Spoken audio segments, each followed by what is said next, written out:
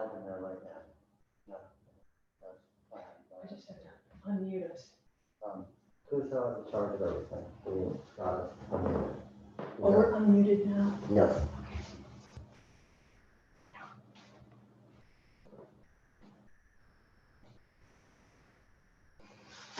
On the other side, with the jump.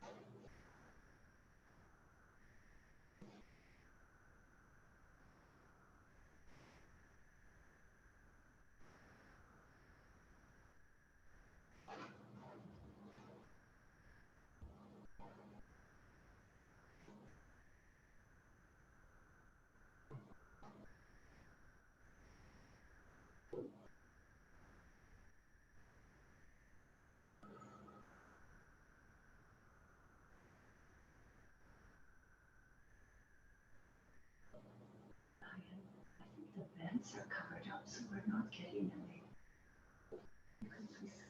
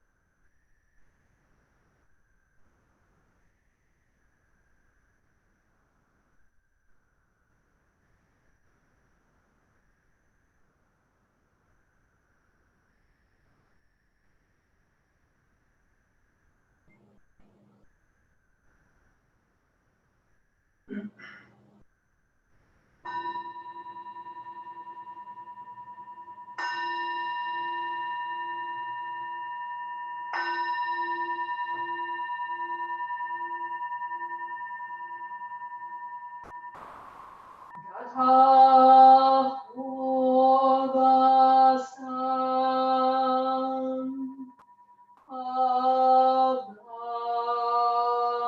bell.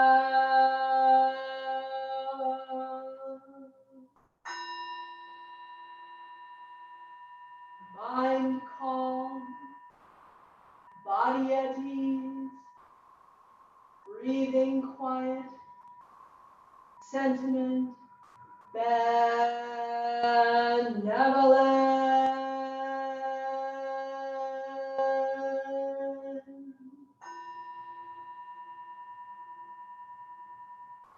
Dharma friends, sitting still in vital silence,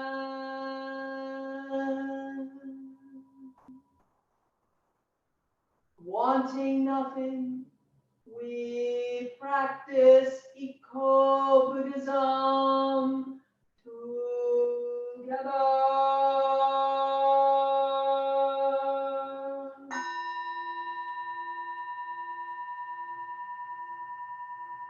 The sound of the temple bell booms for all to cease from conflict. May the way of Buddha usher in the dawn of non-violent global village forever.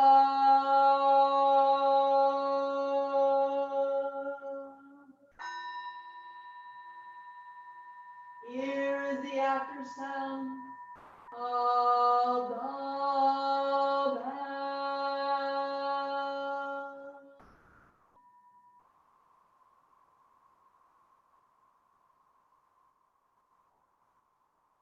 Thunder of silence, light after Dharma rain.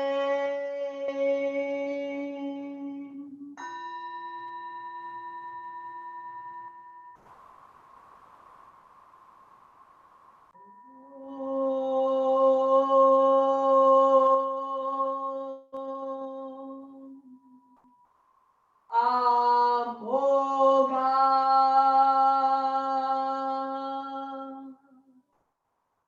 Vairocana Mahamudra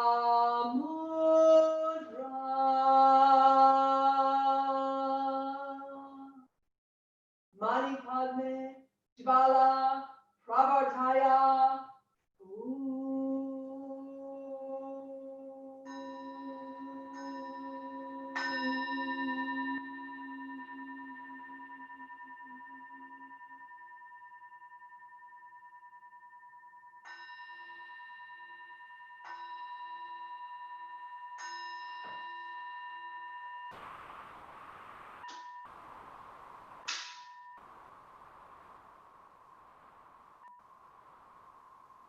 We stand for the chanting of the refuges, first in Sino-Korean, which is in keeping with our tradition, and then one of the English translations of those words.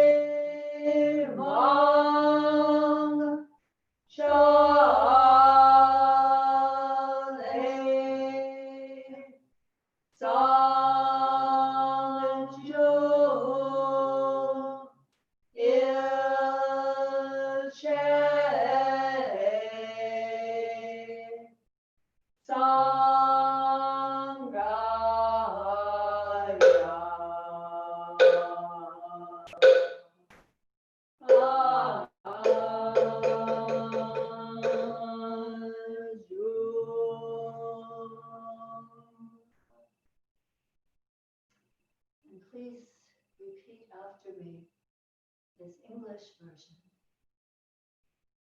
I go for refuge to the Buddha. I go for refuge to the Buddha And resolve with all beings. and resolve with all beings. I will cultivate a heart of enlightenment. I will cultivate a heart of enlightenment And realize the great way. and realize the great way.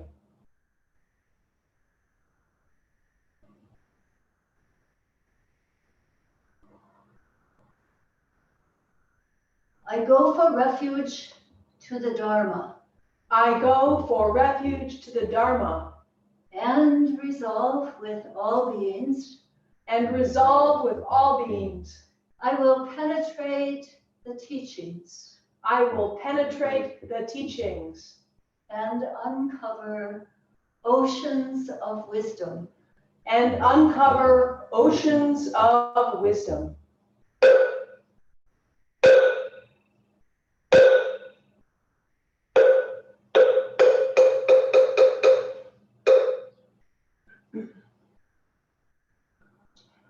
I go for refuge to the Sangha. I go for refuge to the Sangha And resolve with all beings. and resolve with all beings. I will seek peace and happiness for the many. I will seek peace and happiness for the many And transform this world into Buddha lands unimpeded. and transform this world into Buddha lands unimpeded.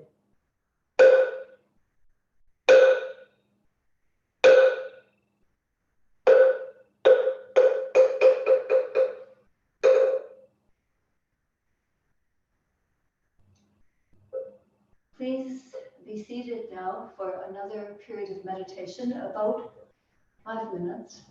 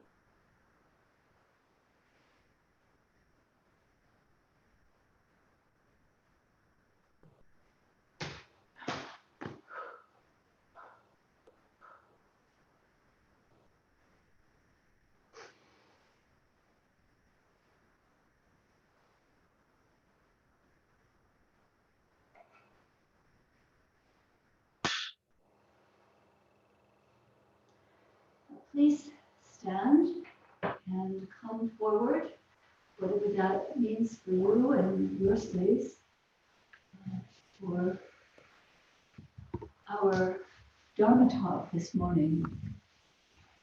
And as you do, get settled down. Our talk this morning will be given by our priest Maum Gloria Cox, who has been this month at our Spring Wind Farm in Western New York State, about 2 hours north of New York City. And she has been helping with the care of the farm. As she helps with every aspect of our temple life. So we have figured out the technology to get over there to Springwind Farm. And so I'm turning it over to our wonderful Bodhisattva technicians to bring Maum to you this morning. Just every day is a fine day morning. Oh, Maum. Good morning from Springwind Farm.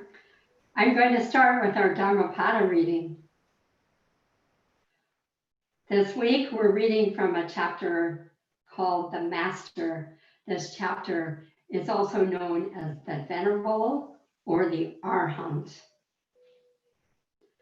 At the end of the way, the Master finds freedom from desire and sorrow. Freedom without bounds. Those who awaken never rest in one place. Like swans, they rise and leave the lake.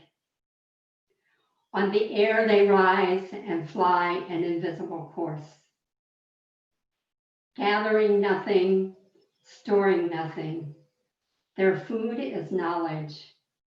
They live upon emptiness. They have seen how to break free. Who can follow them? Only the masters, such is their purity. Like a bird, they rise on the limitless air and fly an invisible course. They wish for nothing. Their food is knowledge. They live upon emptiness. They have broken free.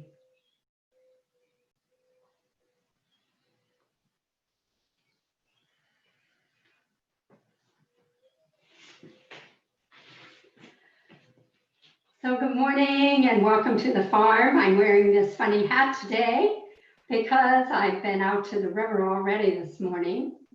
And whenever we go out here, we seek to have appropriate coverings like a hat to prevent flying things from landing in our hair. And but now I'm reminded, no hats in the sun bomb. So there we go. Anyways, I'm delighted to be here with you this morning from this location. I hope that everybody can hear me okay. If not, I will leave that to the technical bodhisattvas to figure out. So here at the farm with me in this room is Moso Yu. And if he could peek in front of the camera for a second. There is Moso Yu.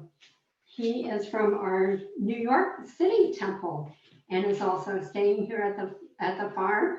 He's helping me with the Dharma talk today, making sure that we mute and unmute ourselves appropriately. So if we had continued our reading of the chapter titled The Master, we would have come upon this verse. Dhammapada, verse number 98.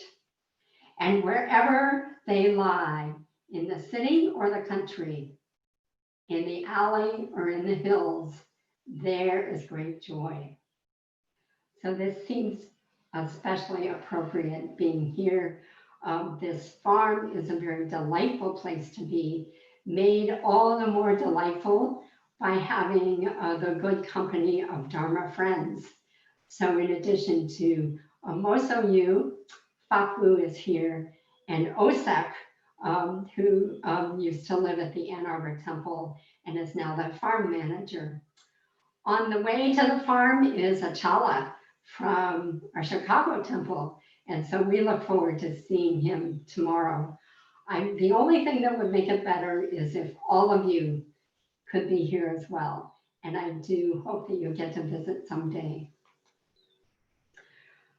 So let me describe, we'll start with a little bit about life at the farm and then move into our Dharma topic today, which comes from the Dhammapada reading. So a typical day here at the farm is somewhat like that at our temple in Ann Arbor.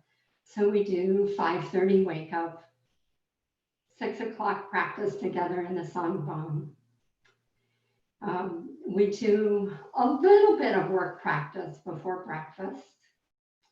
And then during breakfast, we have Dharma discussion, Dharma topic. So we have been reading the Dhammapada every morning at breakfast. And also we have been reading from this book, The Little Pilgrim. Don't know if you can see the cover, which is about the adventures of Sudana, a Dharma practitioner who is going through this process. He's seeing 53 different teachers in hopes of finding the truth. So it's based on the Avantamsaka Sutra, the Flower Ornament Sutra, the last chapter of that scripture. Sudana is only 10, so that means we need to start our journey very early if we're going to get through 53 teachers and see and finally come to this moment of truth. But anyway, that aside, after breakfast, we begin to engage in the work of the farm. It's very embodied here. And so we have cut down weeds and built paths throughout the farm. We're building meditation benches so that we can bring them to Ann Arbor with us for our prison Sangha program. We built a fence around the garden. We planted the garden. None of us know what we're doing, of course, because we're mainly city slickers. So of the seeds that have been thrown into the garden, we're just waiting to see what comes up. and trying to discern what is food and what is what we would term a weed. But anyway, that has been a lot of fun. A few trees have been planted here as well.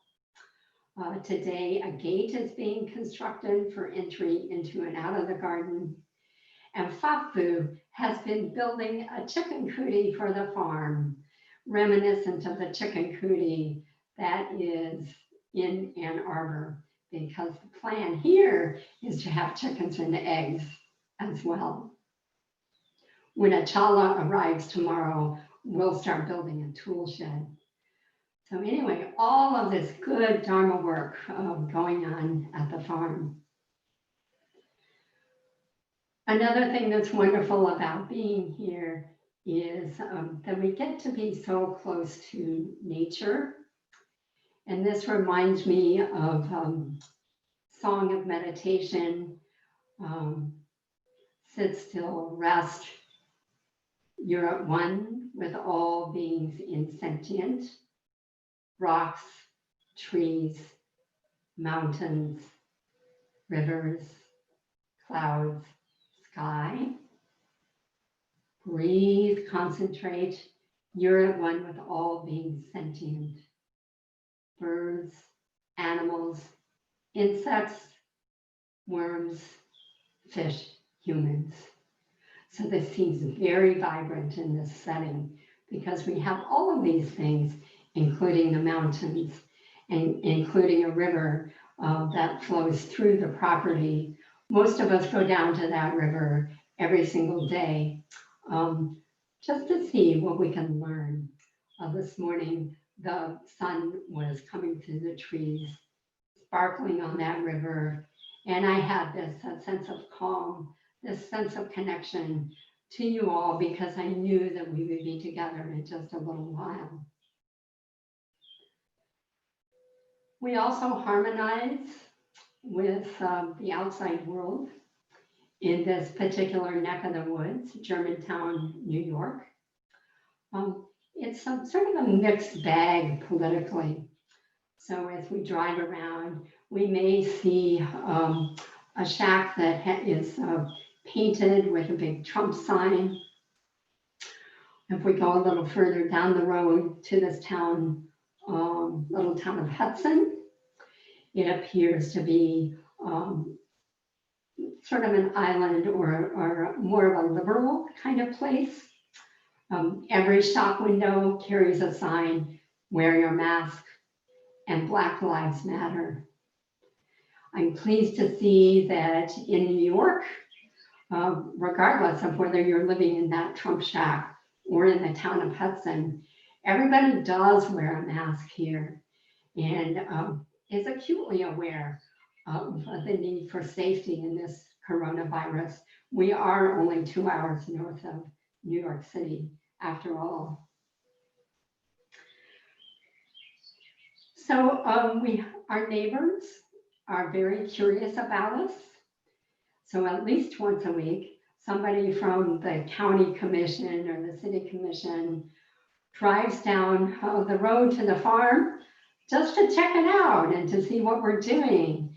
And they stop by and they say, now be sure if you start building anything, you get in touch with the zoning committee so that we know what you're doing. So we are in a process of building trust with our neighbors.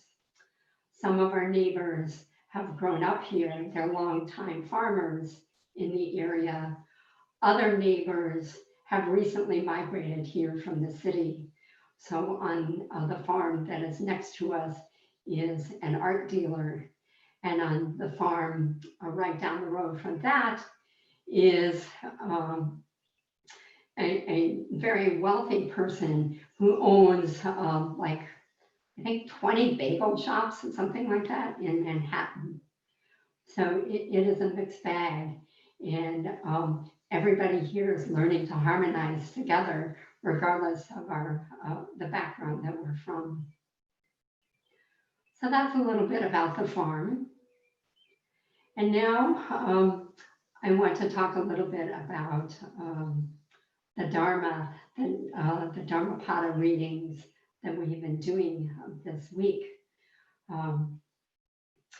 As I say, this comes from a chapter called, in our version of the Dhammapada, the Master, in other versions, the Arhat, and in other versions, the Venerable.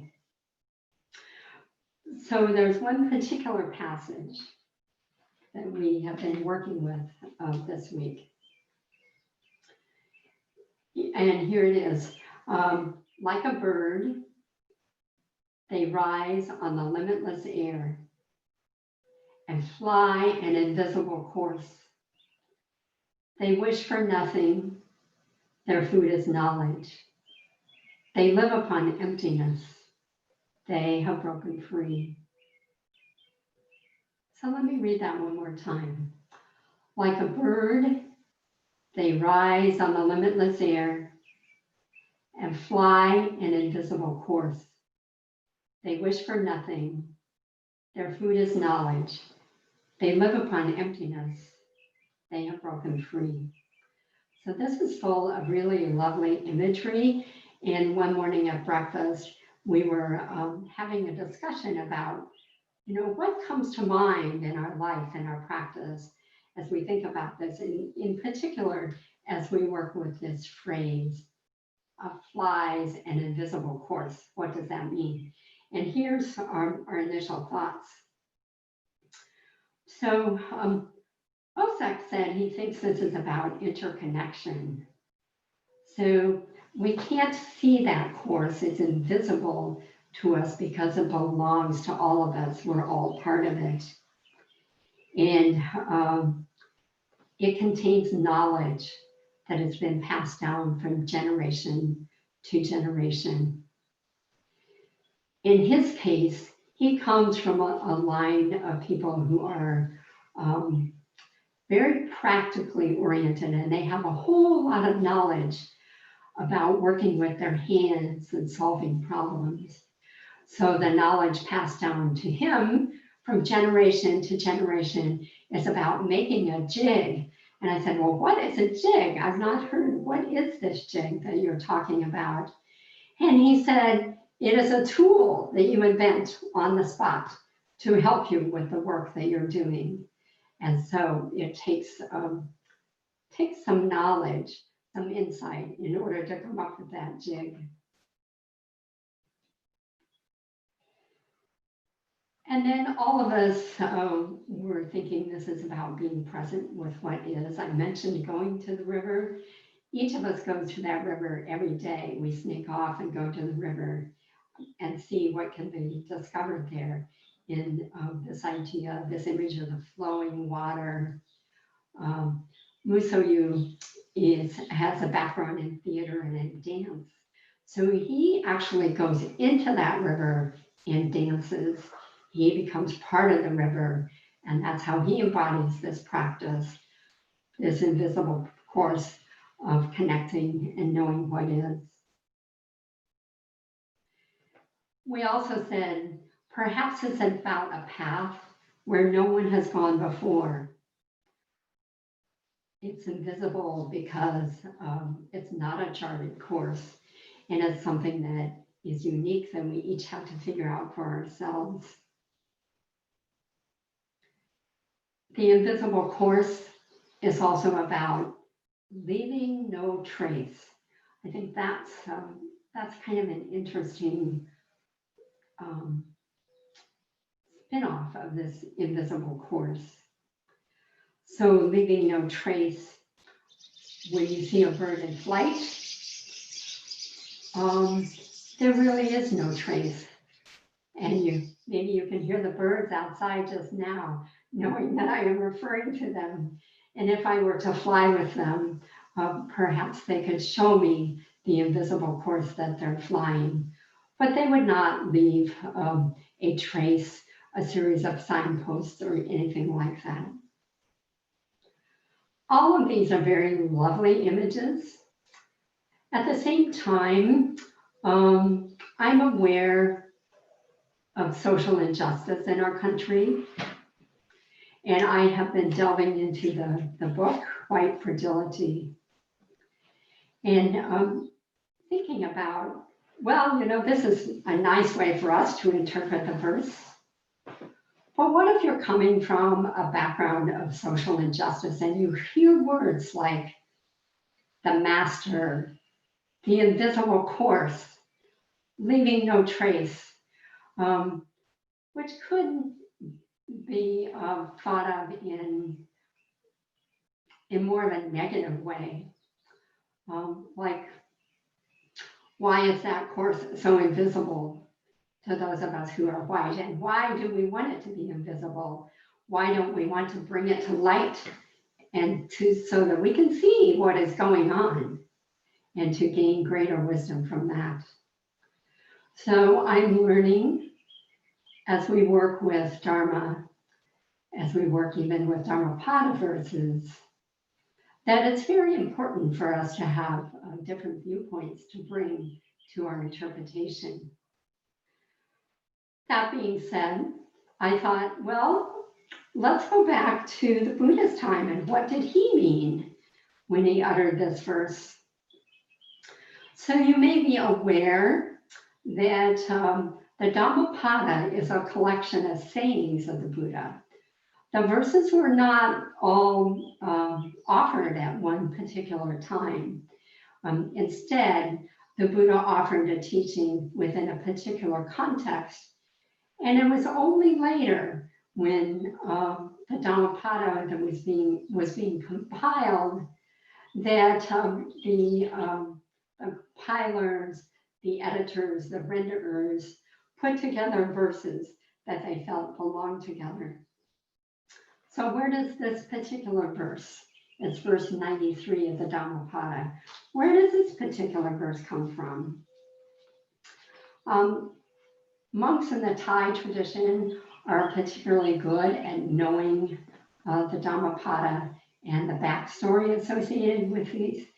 So my source for the story is Yatadhamma Bhikkhu. He's a Canadian monk who was ordained in 2001 in Thailand. And he offers the background for verse 93 being the story of Anuruddha's robes. So Anuruddha was a very prominent disciple in the Buddha's Sangha. He was known for his practices of clairvoyance and his practice of the 4 foundations of mindfulness. And he was a cousin of Shakyamuni Buddha. He and Ananda became monks at the same time. So Anuruddha was staying in Jetavana Monastery. And he had been practicing for a long time. He had been traveling for a long time.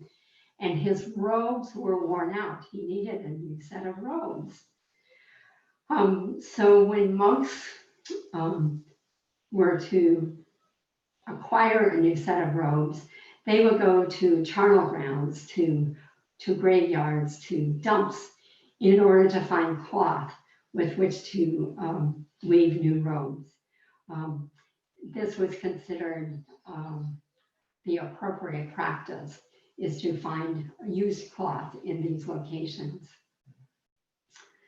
Well, in this day and age, if we were to seek cloth, cotton fabric or something, we would be unlikely to find it we might not find it in a dump, and we certainly wouldn't find it in a charnel ground because we don't have open grave sites anymore. But even back in the Buddha's day, cloth was a little bit scarce. And so Anuruddha had a former wife, and this former wife was not actually within his lifetime, but from 3 lifetimes ago. And his wife's name was Jalini. Jalini, over the course of those 3 lifetimes, had become a deva. So she was, a little bit of an angelic quality to her.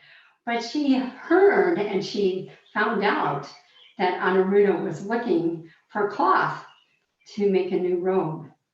And so she took some of the finest deva cloth that she could find, and she very surreptitiously hid it in this charnel ground so that he would find it.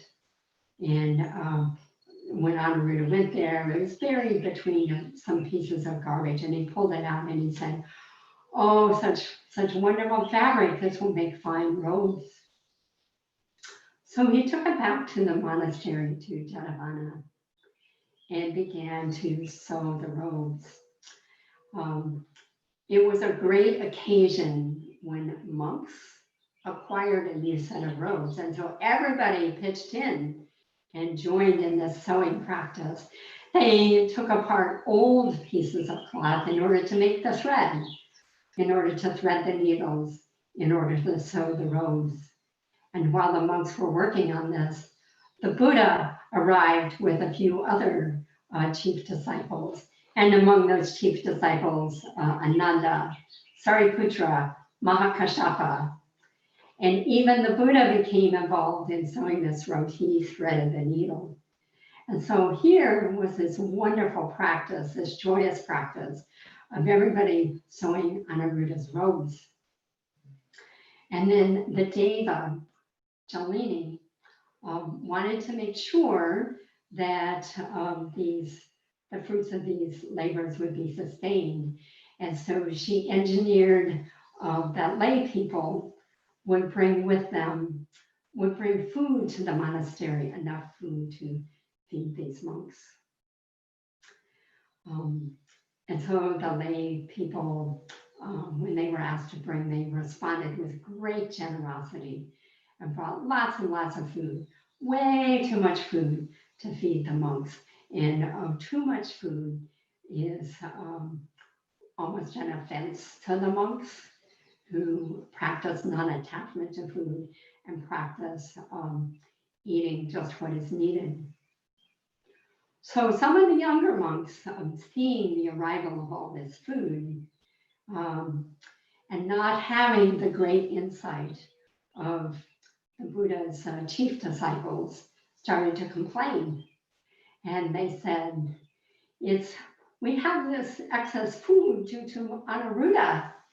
He is the one who engineered this, of lay people coming and offering him these devotions. And it's quite an improper thing going on.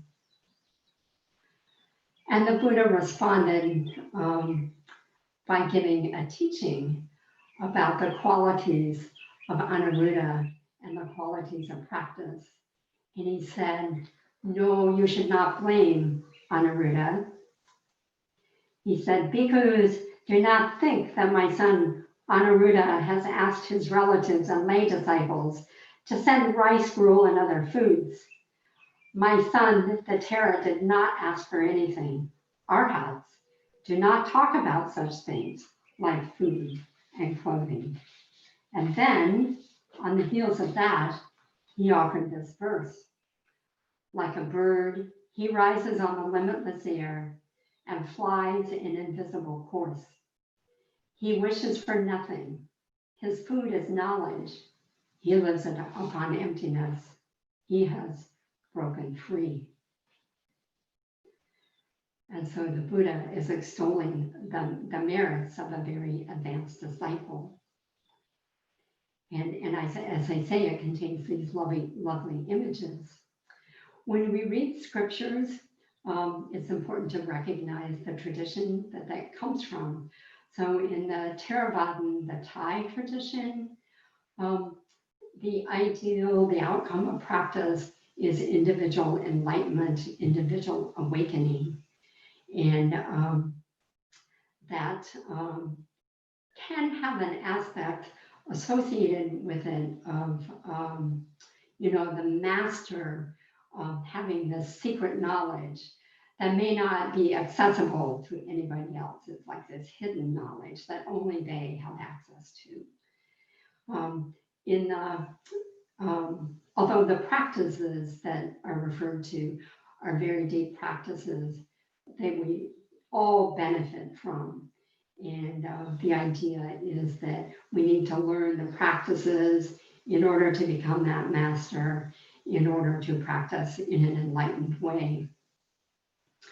In the Mahayana tradition, on the other hand, we're very interested in practicing for the sake of others. And we're very interested in this idea of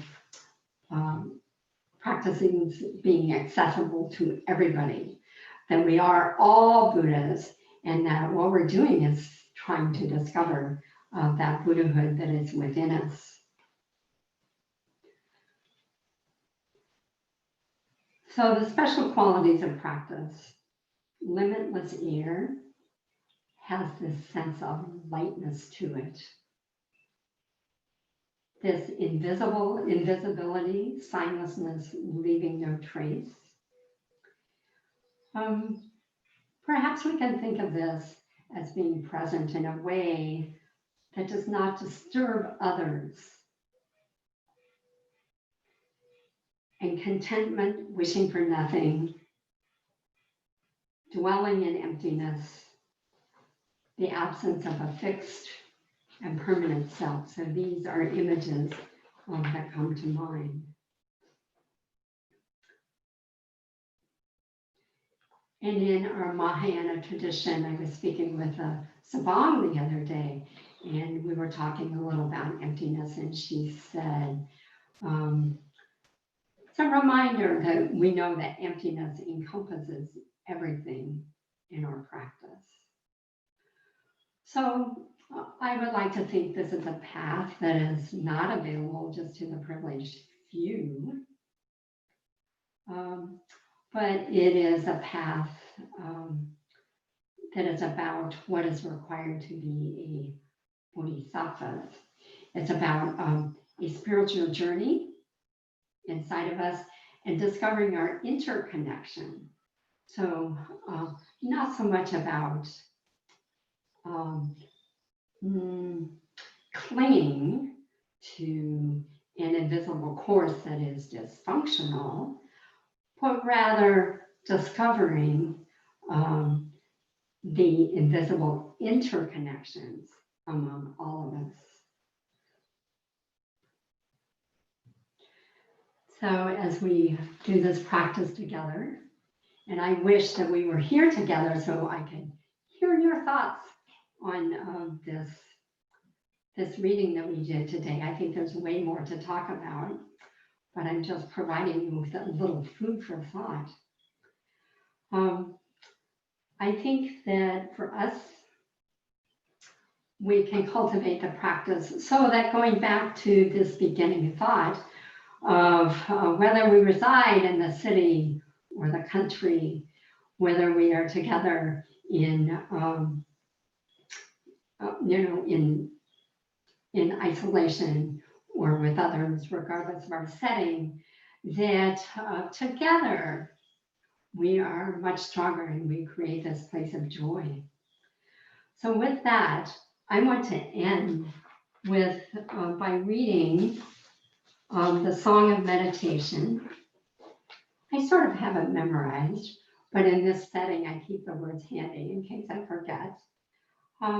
Because I think this Song of Meditation embodies this experience of emptiness, interconnection, discovering this course of great invisibility.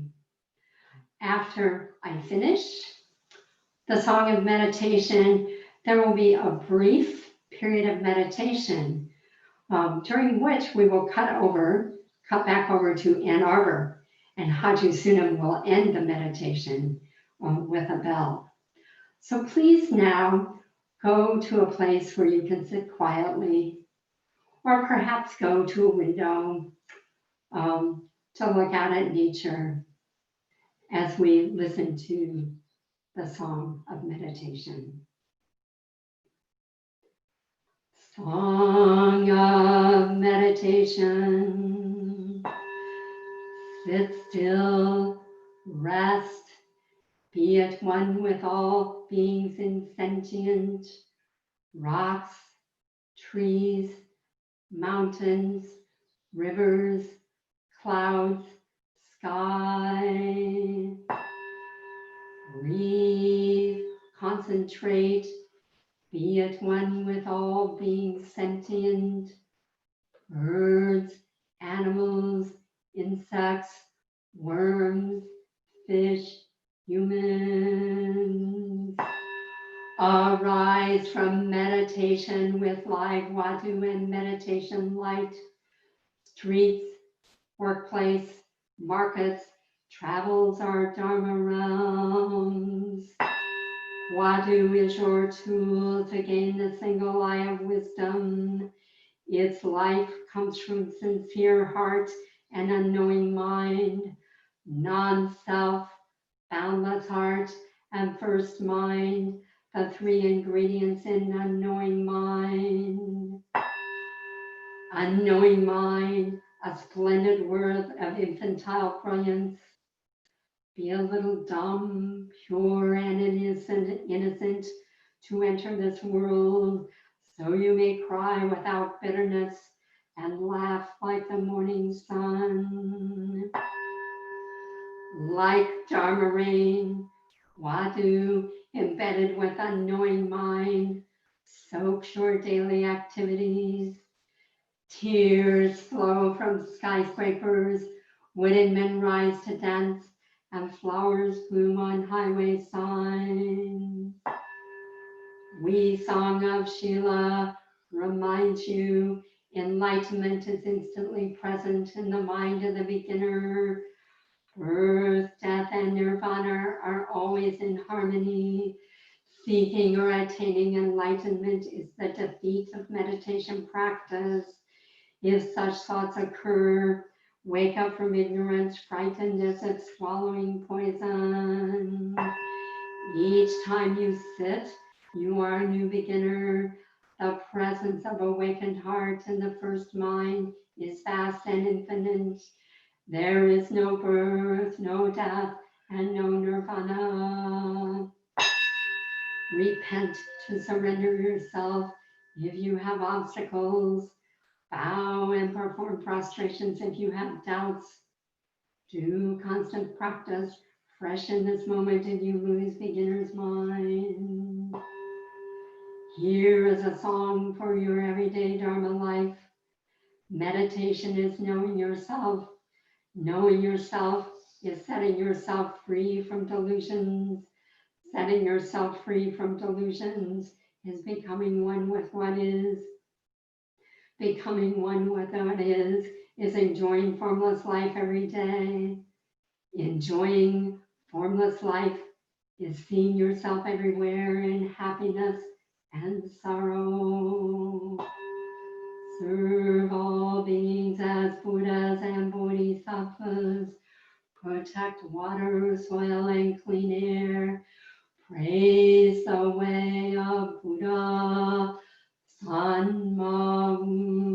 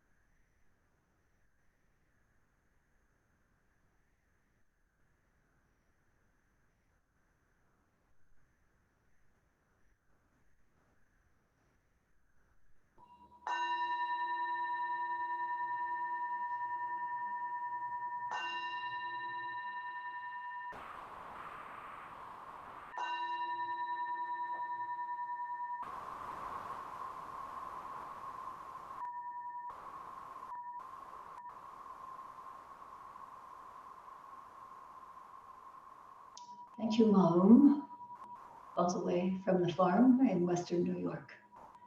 Good to hear the Dharma is beginning to flourish over there.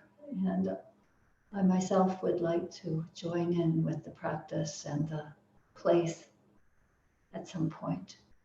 Thanks very much.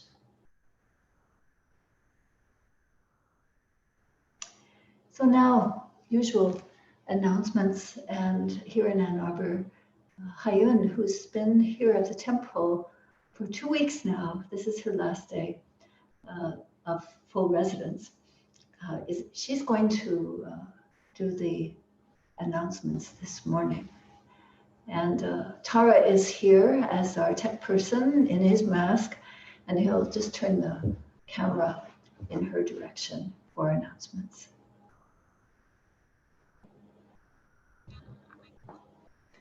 Morning, everyone. Thank you, Haji Sunim. Thank you, Maum. The wonders of technology, right? I just wanted to first express gratitude on behalf of all of us here for the kind of invisible work that's going on to make the temple thrive, even when we cannot be here in person, very many of us.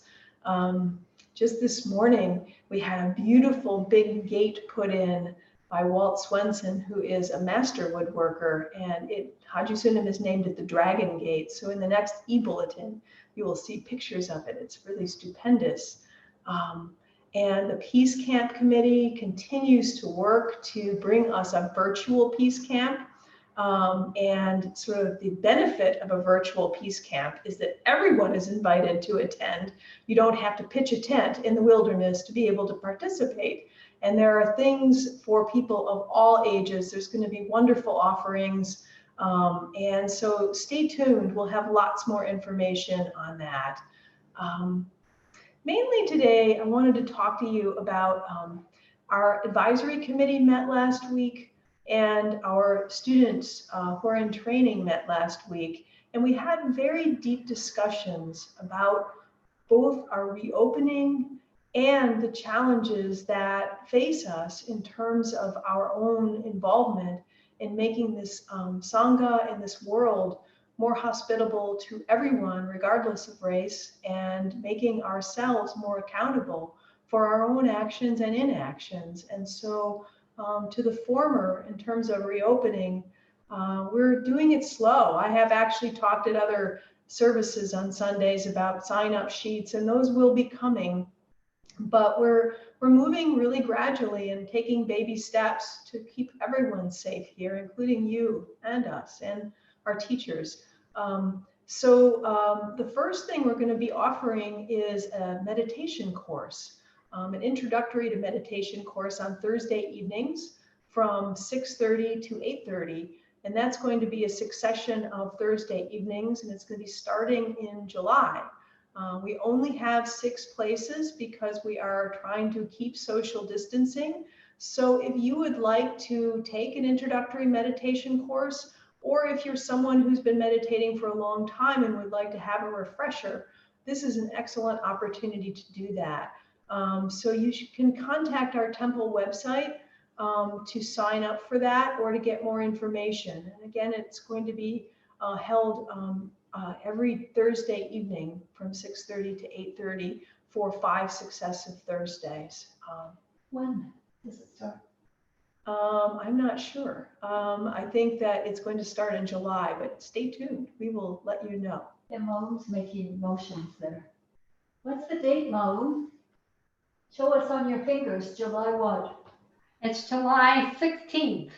July 16th, spoken from the farm, straight to all of us.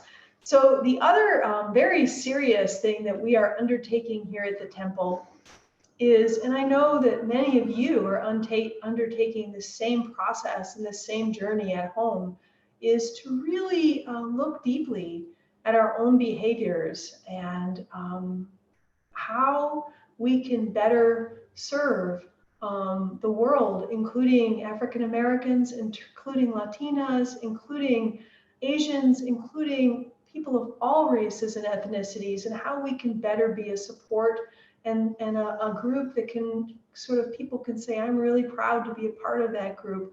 And so we are undertaking a process with a facilitator that is going to be meeting. It's sort of like waves, ripple effects. We're going to be having a few group of people meet, and then bigger and bigger and bigger as a Sangha, so that we could all participate in this, because it's something we all have a stake in for the future. So the first part of what we're going to be doing is looking very deeply at our own behaviors, our own actions, our own thoughts, and our own perspectives, and how we, if we're not part of the solution, are part of the problem, and how we have been. The second phase will be more of a visioning process. You know, what is the world that we all as a Sangha want to create together? What do we want to be in 10 years, in 20 years, in 50 years? And how do we want to look? And what do we want to represent to the world? And so that's going to be the second part. And the third part, which is probably down the road after these two intensive parts, is really what steps can we take? What actions can we take to better serve all of our communities, and to better be ourselves inclusive and be a model for the whole world, because that's our goal and that's what we want to do. So please stay tuned, and you will hear much more information about that in the future as we move forward, which we are really enthusiastic to do. Finally, yeah. Slowly, yes, we're going slowly, because sometimes if you go too fast on something, it becomes kind of has a fake quality to it, like you're just doing it to feel good about yourself, and that is not what we want to do. We want to really make an imprint on our community and on the world, where we can really be felt and heard and seen as being part of the solution, not part of the problem. And that's it. I'm getting the cut. I just want to say thank you for your contributions. They are so meaningful, and we are so appreciative.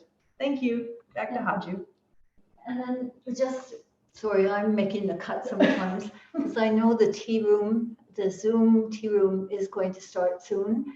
And you can see in the chat line how to get to the tea room if you are not a regular.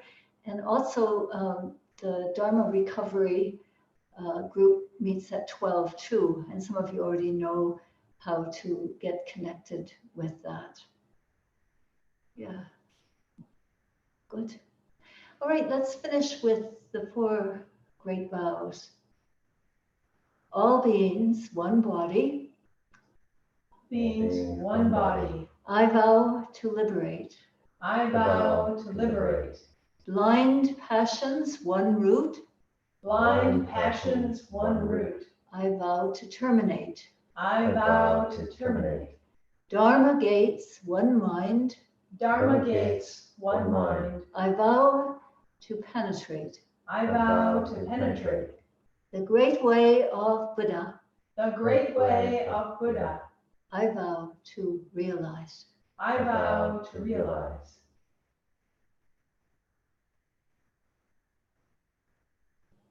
Okay. Please be well, be spunky, keep safe distancing, take good care. We're in it for the long run. Bye. Bye, Mom.